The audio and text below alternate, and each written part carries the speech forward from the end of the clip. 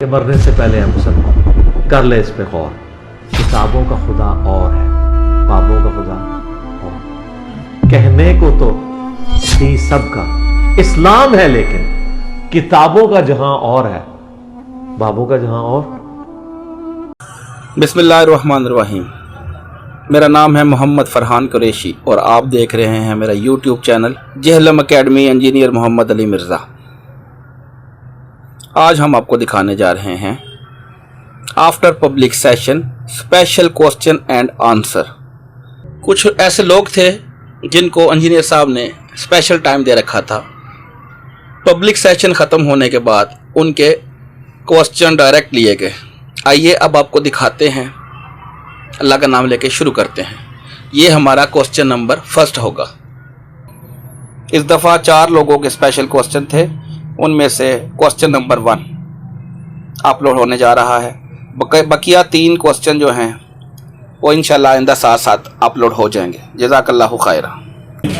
علی بھائی، یہ سوال ہے کہ میں نے ایک اہل حدیث عالم کا بیان سنا تھا یوٹیوب پر، اور وہ کہہ رہے تھے کہ یہ جو ہم یوٹیوب پر یہ کہہ رہے تھے کہ یہ جو ہم نماز کے بعد دعا کرتے ہیں، یہ ایک تو بدعت ہے، خلاف سنت ہے، اور وہ کہہ رہے تھے کہ تحیات اور سجدے میں دعا کرنی چاہیے، جو بھی دعا مانگنی ہو۔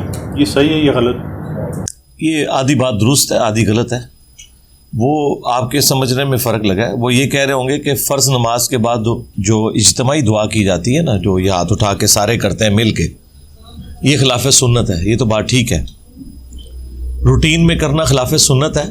کبھی کبھار اگر وسیلہ اور توسل کے طور پر ہو نا، یعنی کسی سے دعا کروانا، تو وہ تو بخاری مسلم میں ثابت ہے۔ بارش کے لیے ایک دفعہ ایک صحابی نے دعا کروائی، اس کے علاوہ بھی ہیں احادیث۔ البتہ جو یہ روٹین میں دیوبند اور بریلوی حضرات ہر فرض نماز کے بعد اجتماعی دعا کرتے ہیں نا، یہ تو ثابت نہیں ہے۔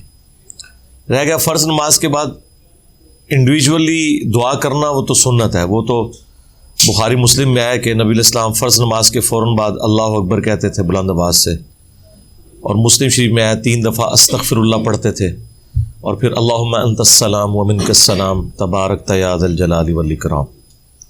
17 کے قریب سنت دعائیں اور اذکار ہیں۔ وہ گرین کارڈ ہم نے آپ کو دیا بھی ریسرچ پیپرز کے سیٹ میں ہوگا، وہ ساری دعائیں کرنا سنت ہے، تو ان کو تو وہ غلط نہیں کہتے، وہ اجتماعی دعا کی بات کر رہے ہیں۔ باقی دوسری بات ان کی درست ہے کہ نماز کے اندر مسلم شریف میں حدیث ہے کہ انسان سب سے زیادہ قریب سجدے کی حالت میں ہوتا ہے اپنے رب کے، تو خوب دعائیں مانگو۔ اور بخاری مسلم دونوں میں یہ حدیث ہے کہ جب تشہد میں دروشی پڑھنے کے بعد جو چاہو اپنے رب سے مانگو۔ تو نماز میں جو قبولیت کی دعا کی جگہ ہیں نا، وہ 2 ہیں، ایک سجدے میں مانگنا، دوسرا تشہد میں مانگنا اینڈ پہ جا کے۔ اس میں جتنی سنت دعائیں آئی ہیں قرآن میں اور احادیث میں، وہ آپ مانگ سکتے ہیں جو آپ کا دل کرے عربی زبان کے اندر۔ تو اصل مسئلہ یہ ہے، جو میرا خیال ہے وہ یا صحیح طریقے سے سمجھا نہیں سکے یا آدھی بات آپ تک پہنچی، یہ بات ٹھیک ہے ان کی، ٹھیک ہو گیا۔ تو خود جو عربی میں دعا کرتے ہیں، اس کے بعد اپنی زبان میں یا انگریزی نہیں، اپنی زبان میں تو نہیں کرنی۔ عربی دعا خود ہی بہت کمپریہنسو ہے۔ مثلا اللہم ربنا آتینا فی الدنیا حسنہ وفی الآخرۃ حسنۃ وقینا عذاب النار، یہ خود اتنی پرفیکٹ دعا ہے کہ یہ دنیا اور آخرت کی ہر بلائی کو کور کیے ہوئے۔ اگر آپ کی کوئی منت مراد ہے یا آپ اسپیسیفکلی کسی ٹاپک پہ دعا کرنا چاہتے ہیں، وہ آپ خواہش اپنے دل میں رکھیں تو وہ پھر دنیا حسنہ میں آتی ہے، یعنی نیک اولاد، رزق حلال، نیک بیوی، دنیا میں اچھی صحت، یہ سب پھر دنیا حسنہ ہے۔ اور آخرت کی جو آسانی ہے، خواہ وہ پل صراط پر ہوں، میزان عمل پہ ہوں،